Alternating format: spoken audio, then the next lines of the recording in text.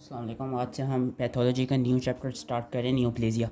अब neoplasia start करने से पहले मैं ये बताऊंगा कि जो इस चैप्टर की वीडियोस होंगी वो दे विल बी थोड़ी सी लेंथी, और इसकी काफ़ी सारी वीडियोस होंगी क्योंकि ये वाला chapter it is also very very important of third year. एक तो इन्फ्लेमेशन का चैप्टर बहुत इंपॉर्टेंट है, दूसरा नियोप्लेजिया का चैप्टर बहुत इंपॉर्टेंट है क्योंकि इसमें से हमेशा कोई ना कोई SAQ ज़रूर आता है। तो इसका ये है कि हाँ, अगर आप लोग को मेरी वीडियोस थोड़ी लंबी लगें या ज़्यादा टाइम ना हो मेरी वीडियो से ये याद करने का, तो इसके लिए मैं डिस्क्रिप्शन में क्या कहते हैं एक और चैनल का लिंक डाल दूंगा, आई लव पैथोलॉजी। उसमें उन्होंने आई लव पैथोलॉजी में उन्होंने बहुत कंसाइस और इसी किताब से उन्होंने न्यूप्लेजिया का chapter I believe around 2-3 hours में पूरा करवाया हुआ है। अगर मेरी वीडियो से ना समझ में और अगर ज़्यादा टाइम ना हो तो आप उस आई लव पैथोलॉजी के चैनल से भी देख सकते हैं। वैसे क्या कहते हैं न्यूप्लेजिया आज हम स्टार्ट करने लगे। तो न्यूप्लेजिया में सबसे पहले अभी जो ये वाली वीडियो है मैं एक बेसिक इंट्रो बताऊंगा और बेसिक नोमेनक्लेचर पढ़ाऊंगा। अब नोमेनक्लेचर में क्या है, इसमें ज़्यादातर कुछ ऐसे टर्म्स में बताऊंगा जिसके जो या तो एस सी क्यूज़ में तो नहीं, लेकिन ज़्यादातर MCQs में पूछी जा सकती हैं या कभी कभार वाइवास में आपसे पूछी जा सकती हैं कि इन डिफरेंट टर्म्स का मीनिंग क्या है। नोमेनक्लेचर से हम स्टार्ट करते हैं। तो जो न्यूप्लेजिया है, न्यूप्लेजिया की सबसे पहले डेफिनेशन पता होना चाहिए कि neoplasia is basically a genetic disorder of cell growth that is triggered by acquired or less commonly inherited mutations affecting a single cell and its clonal progeny। ठीक है, ये एक न्यूप्लेजिया की जनरलाइज या मॉडर्न डेज में ये एक neoplasia की डेफिनेशन है। अब जो न्यूप्लेजिया है उसमें या जो न्यूप्लास्टिक सेल्स होते हैं, बेसिकली होता है क्या है कि उसमें ट्यूमर सेल्स ही होते हैं, और वो ट्यूमर सेल्स या तो कैंसरस हो सकते हैं या कैंसरस नहीं हो सकते। अगर तो वो कैंसरस होंगे तो हम उनको फिर मेलिग्नेंट ट्यूमर कहेंगे, और अगर वो कैंसरस नहीं होंगे तो उसको हम बिनाइन ट्यूमर कहेंगे। तो ट्यूमर जो ट्यूमर सेल्स होते हैं या जो ट्यूमर्स होते हैं, they are composed of 2 components, एक तो पेरेंकाइमा, दूसरा स्ट्रोमा। जिस तरह हर सेल का या हर टिश्यू का कंपोनेंट होता है पेरेंकाइमा स्ट्रोमा, उस तरह ट्यूमर सेल्स का भी एक तो पेरेंकाइमा कंपोनेंट होता है। पेरेंकाइमा में क्या होता है, tumour parenchyma is basically neoplastic cells, whereas stroma क्या होता है, reactive stroma. It is made up of connective tissue, blood vessels and cells of adaptive and innate immune systems. ठीक है, स्ट्रोमा में ये वाले सेल्स हैं और न्यूप्लास्टिक सेल्स आपके पेरेंकाइमा में। अब होता क्या है कि कुछ ट्यूमर्स में ऐसा होता है, एक कंडीशन आती है कि जिसमें बेसिकली जो पेरेंकाइमल सेल्स होते हैं वो स्ट्रोमा बनाने लग जाते हैं कि the parenchymal cells are stimulated to form, या the parenchymal cells stimulate the formation of abundant collagenous stroma, and this is known as desmoplasia. अगर कोई डेस्मोप्लेजिया की डेफिनेशन पूछे तो उसमें ये कि the parenchymal cells are stimulated, या the parenchymal cells stimulate to form abundant collagenous stroma, and that is known as desmoplasia. अब हम आते हैं बिनाइन ट्यूमर पे। अच्छा, बिनाइन ट्यूमर और मेलिग्नेंट ट्यूमर के जो मेन कैरेक्टरिस्टिक्स हैं और जो मेन डिफरेंस है वो हम इंशाल्लाह नेक्स्ट वीडियो में पढ़ेंगे। इसमें क्या क्या बता रहा हूँ, बिनाइन ट्यूमर्स का बेसिकली नोमेनक्लेचर हम पढ़ें तो बिनाइन ट्यूमर्स में ये पता होना चाहिए कि जो बिनाइन ट्यूमर्स होते हैं, एक तो they are non cancerous, they are well localised, और they can easily be remove by surgical excision या सर्जिकल रिमूवल जो बिनाइन ट्यूमर्स होते हैं। और जितने भी बिनाइन ट्यूमर्स होते हैं, ये याद रखना है कि बिनाइन ट्यूमर्स की एक आसान तरीका ये है याद रखने का कि जितने भी बिनाइन ट्यूमर्स होते हैं उन सब वो सारे बिनाइन ट्यूमर्स एंड करते हैं किस पे, ओमा पे। कि जितने भी बिनाइन ट्यूमर्स होते हैं वो सारे ओमा पे एंड करते हैं, स्पेशली मीज़ेनकाइमल सेल्स के जितने भी बिनाइन ट्यूमर्स होते हैं वो सारे ओमा पे एंड करते हैं। और इसके लिए आगे ये टेबल दिया हुआ है, टेबल काफ़ी अच्छा है और काफ़ी इंपॉर्टेंट भी है। इस टेबल को भी आपने जिसमें से मैक्सिमम जितने भी याद हो सकें उन सब के नाम याद रख लेने कि बिनाइन ट्यूमर का नाम क्या है और मेलिग्नेंट ट्यूमर का क्या नाम है, depending upon the corresponding tissue. तो मैंने क्या कहा, बिनाइन ट्यूमर्स के जितने भी बिनाइन ट्यूमर्स हैं सबके नाम ओमास में ख़त्म होते हैं। जिस तरह हम देख सकते हैं कि जो फाइब्रोब्लास्ट का बिनाइन ट्यूमर होगा वो फाइब्रोमा कहलाया जा रहा है, जो कार्टिलेजिनस टिश्यू का बिनाइन ट्यूमर होगा वो कॉन्ड्रोमा कहलाया जा रहा है। इसी तरह जो मेनिंजीज का ट्यूमर है उसको मेनिंजियोमा कह रहे हैं, जो स्मूथ मसल्स का ट्यूमर है उसको लियोमायोमा कह रहे हैं, और जो स्ट्राइटेड मसल्स का ट्यूमर है बिनाइन ट्यूमर उसको रेब्डोमायोमा कह रहे हैं। या जिस तरह ये कहते हैं रेस्पिरेट रीनल एपिथेलियम का या लिवर सेल्स का जिस तरह कोई ट्यूमर है उसको हेपेटिक एडिनोमा या ट्यूबुलर एडिनोमा का भी एडिनोमा भी समझाता हूँ क्या होता है कि वो सारे एडिनोमा में एंड कर रहे हैं, सिवाय 4 एक्सेप्शंस के। बस 4 एक्सेप्शंस हैं जो ओमास में एंड कर रहे होते हैं वो बिनाइन नहीं मेलिग्नेंट होते हैं। कौन सी 4 एक्सेप्शंस हैं ये याद रख लेनी है।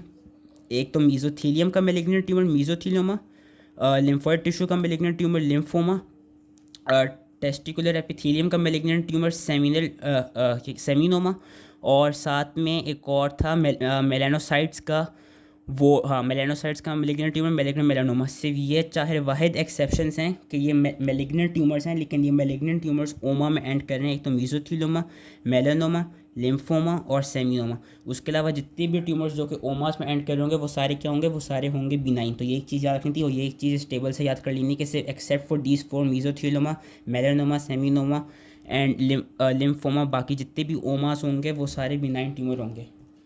ठीक है, अब इसमें एडिनोमा क्या टर्म होती है, हमने आगे पढ़ा भी था कि हेपेटिक एडिनोमा या रीनल ट्यूबुलर एडिनोमा या ब्रोंकियल एडिनोमा। बेसिकली एडिनोमा यह टर्म होती है कि कोई ऐसा ट्यूमर हुआ हो जिसमें जिस टिश्यू से वो ट्यूमर फॉर्म हुआ वो टिश्यू या तो ग्लैंडुलर टिश्यू, मतलब कि वो जो भी बिनाइन एपिथेलियल जो क्या कहते हैं benign epithelial neoplasm it is derive from glandular tissue, या जब भी कोई ट्यूमर फॉर्म हो तो उसकी जो मॉर्फोलॉजी हो, उसकी जो स्ट्रक्चर हो वो बिल्कुल ग्लैंडुलर स्ट्रक्चर हो या ग्लैंडुलर टिश्यू की तरह हो। तो वो जो ग्लैंडुलर टिश्यू का ट्यूमर या ग्लैंडुलर स्ट्रक्चर वाला जो बिनाइन ट्यूमर होता है उसको हम क्या कहते हैं, उसको हम कहते हैं एडिनोमा। कि जिस तरह उन्होंने यहाँ बताया हुआ है कि जिस तरह पिट्यूटरी ग्लैंड जो पिट्यूटरी ग्लैंड का कोई ट्यूमर होगा उसको भी हम क्या कहते हैं, पिट्यूटरी एडिनोमा कहते हैं। लिवर में जो लिवर की ग्लैंड्स का ट्यूमर होता है बिनाइन ट्यूमर, उसको हम क्या कहते हैं, जो एपिथेलियल रीजन का होता है, याद रखना है जो एपिथेलियल रीजन का होता है उसको क्या कहते हैं, हेपेटिक एडिनोमा। जो किडनीज हैं, किडनीज में भी जो एपिथेलियल रीजन का ग्लैंडुलर स्ट्रक्चर का बिनाइन ट्यूमर होता है उसको हम क्या कहते हैं, रीनल ट्यूबुलर एडिनोमा। या जिस तरह लंग्स में आपको जो भी कोई ग्लैंडुलर ट्यूमर होता है बिनाइन ट्यूमर एपिथेलियल रीजन का उसको हम क्या कहते हैं, ब्रोंकियल एडिनोमा। और ये उन्होंने दिखाया है कि एपिथेलियल लाइनिंग ऑफ ग्लैंड्स और डक्ट्स उसको क्या कहा जा रहा है, एडिनोमा कहा जा रहा है। और आगे फिर और डिफरेंट वो दी हुई उन्होंने टर्म्स दी में। एडिनोमा का याद रखना है कि जो ग्लैंड्स का ट्यूमर होगा एपिथेलियल रीजन का बिनाइन ट्यूमर जो होगा उसको हमने एडिनोमा नाम दे दिया है। अब एडिनोमा के बाद एक और टर्म इन्होंने दी हुई है, पेपिलोमा।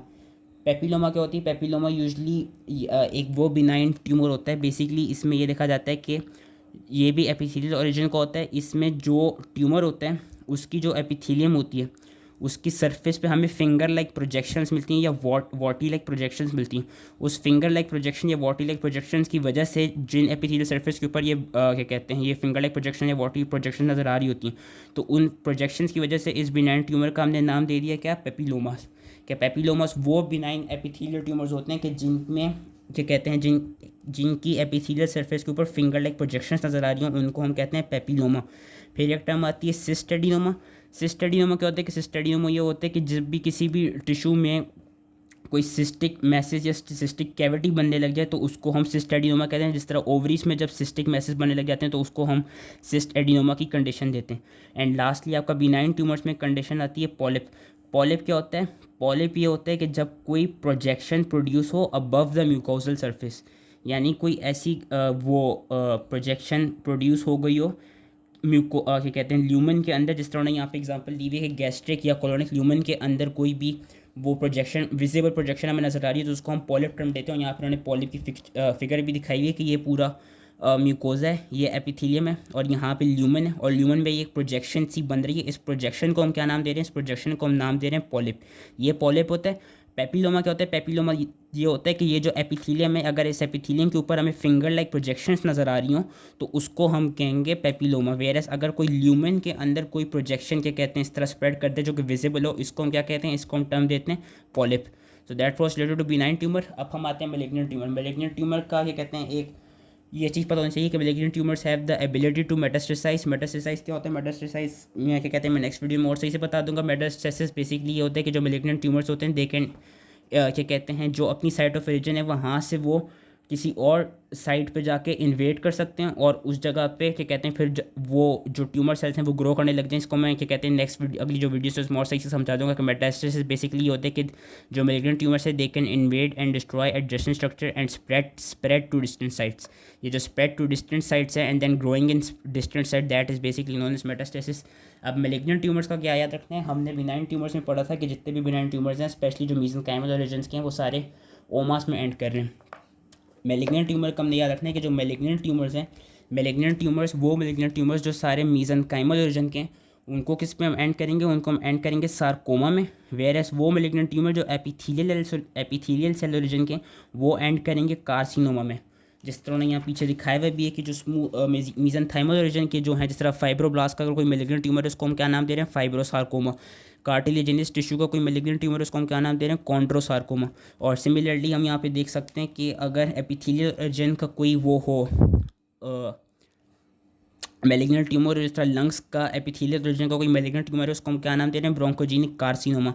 किडनीज का कोई मैलिग्नेंट ट्यूमर है उसको हम क्या नाम दे रहे हैं, रीनल सेल कार्सिनोमा। लिवर का भी हम क्या नाम दे रहे हैं, हेपेटोसेलुलर कार्सिनोमा। तो जो एपिथेलियल सेल ओरिजिन का मेलिग्नेंट ट्यूमर होगा उसको हमने नाम दे दें कार्सिनोमा, वेयरएस जो मीजेंकाइमल ओरिजिन का मेलिग्नेंट ट्यूमर होगा उसको हमने नाम देना है सार्कोमा। तो एक तरफ से ये टेबल याद कर लीजिएगा क्योंकि टेबल इज़ वेरी इंपॉर्टेंट और ये काफ़ी अच्छा टेबल है। और उन्होंने एक और कंडीशन बताई है कि जो ब्लड फॉर्मिंग सेल्स का मेलिग्नेंट ट्यूमर होता है उसको हम क्या नाम देते हैं, ल्यूकीमिया। स्पेशली जो वाइट ब्लड सेल का जो मेलिग्नेंट ट्यूमर होता है उसको नाम देते हैं ल्यूकीमिया। वेयर एस अगर कोई लिम्फोसाइट्स का या उनके प्रिकर्सर्स का ट्यूमर होता है तो उसको हम क्या नाम देते हैं, लिम्फोमा। लिम्फोमा मैंने बताया भी था कि बिनाइन सेल्स में सिर्फ एक लिम्फोमा ही है कि जो कि ओमा में एंड करे, लेकिन that is known as malignant tumour. उसके बाद कुछ मिक्स ट्यूमर्स आ जाते हैं। मिक्स ट्यूमर्स में दो कंडीशंस होती हैं, pleomorphic adenoma and teratoma. Pleomorphic adenoma भी समझाते हैं लेकिन जो ज़्यादा इंपॉर्टेंट है वो है टेराटोमा। प्लियोमॉर्फिक एडिनोमा के प्लियोमॉर्फिक एडिनोमा बेसिकली ये है कि जो भी सेल है जिसने बेसिकली ट्यूमर को अराइज करवाया या जो भी सेल है जिसने बेसिकली न्यूप्लेजिया कराया, उस सेल के पास ये कैपेबिलिटी है कि वो डिफरेंट तरह के एक बेसिकली डिफरेंट तरह के सेल्स प्रोड्यूस कर सकते हैं। जिस तरह ने यहाँ पे एक कंडीशन दिखाई है कि सलाइवरी ग्लैंड का ये ट्यूमर है जिसको मिक्स ट्यूमर कह रहे हैं। मिक्स ट्यूमर से कंडीशन है कि ये प्लियोमॉर्फिक एडिनोमा नज़र आ रहा है कि सलाइवरी ग्लैंड्स में हमें एक तो एपिथेलियल सेल्स भी बहुत ज़्यादा नज़र आ रहे हैं और साथ ही हमें ये कार्टिलेजिनस टिश्यू और ब्लड सेल्स भी नज़र आ रहे हैं। मतलब हमें दोनों एपिथेलियल ओरिजिन और मीजेंकाइमल ओरिजिन दोनों ओरिजिन के सेल्स नज़र आ रहे हैं। तो इसका ये मतलब है कि जिस टिश्यू से भी ये ट्यूमर अराइज हुआ है, ये मिक्स ट्यूमर अराइज हुआ है, बेसिकली उस टिश्यू के पास ये कैपेबिलिटी थी कि वो एपिथेलियल ओरिजिन और मीजेंकाइमल ओरिजिन दोनों ओरिजिन के सेल्स को प्रोड्यूस कर सके। So that condition is known as pleomorphic adenoma, जो कि सिर्फ कहाँ देखी जाती है, सिर्फ सलाइवरी ग्लैंड्स में ही देखी जाती है। और यहाँ उन्होंने दिखाया हुआ भी है कि जो सलाइवरी ग्लैंड्स का बिनाइन ट्यूमर होता है उसको हम प्लियोमॉर्फिक एडिनोमा कहते हैं कि mixed tumour of salivary glands. अब टेराटोमा क्या होती है, टेराटोमा इज़ वेरी इंपॉर्टेंट।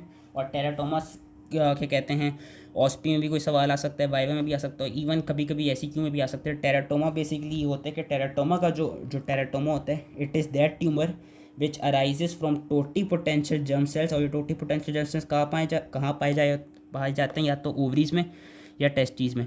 कि teratoma it basically originates from टोटी पोटेंशियल जर्म सेल्स। और टेराटोमा ये होता है कि इसमें जो ट्यूमर होगा उस ट्यूमर में बेसिकली जो टिश्यूज़ प्रेजेंट होंगे वेदर मैच्योर हैं या इमेच्योर होंगे, वो basically more than one germ cell layer के होंगे, मतलब एक जर्म सेल लेयर से ज़्यादा के होंगे।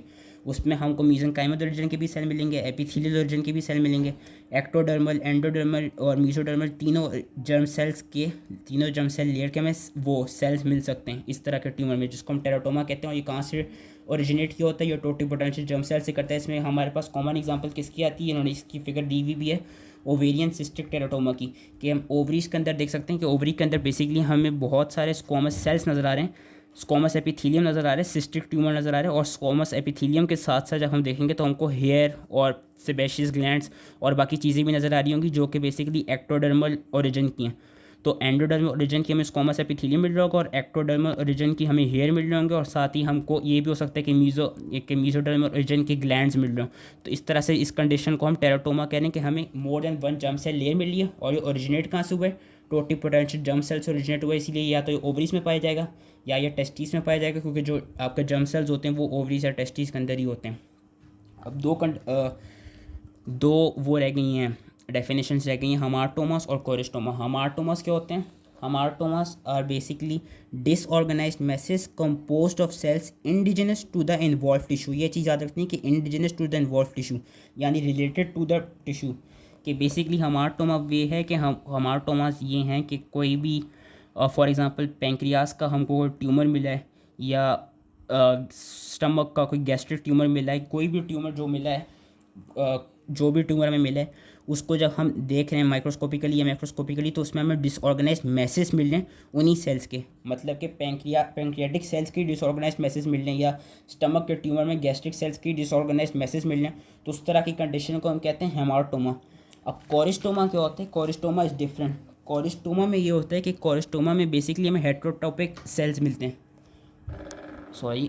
कि कोरिस्टोमा बेसिकली ये कि कोरिस्टोमा में हमें इस तरह एग्जांपल दी हुई है कि हमको well developed normally organised pancreatic tissue या पैंक्रियाटिक सेल्स मिल रहे होंगे। कहाँ पे मिल रहे होंगे, सब म्यूकोज ऑफ स्टमक या सब म्यूकोज ऑफ स्मॉल इंटेस्टाइन में, मतलब जहाँ पे वो नॉर्मली नहीं पाए जाते।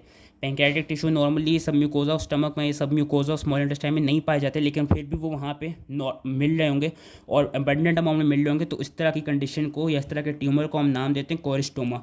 हमार्टोमा क्या था? हमार्टोमा वो था कि जिधर नॉर्मली टिश्यूज़ पाए जाते हैं उधर ही डिसऑर्गेनाइज्ड मैसेस मिलेंगी, वेरस कोरिस्टोमा ये कि कोरिस्टोमा में एबनॉर्मल कंडीशंस में और क्या कहते हैं डिफरेंट टिश्यूज़ मिल रहे होंगे अपनी नॉर्मल फॉर्म में, जिस तरह पैंक्रियाटिक टिश्यू हमें स्टमक में या स्मॉल इंटेस्टाइन के सब म्यूकोजा में मिल रहे हैं और नॉर्मल पैंक्रियाटिक टिश्यू मिल रहा है, लेकिन वो अपनी जो मेन साइड ऑफ ओरिजिन है उधर नहीं है, अपनी एबनॉर्मल साइड पे मिल रहा है। तो इस तरह की कंडीशन को हम नाम दे रहे हैं कोरिस्टोमा।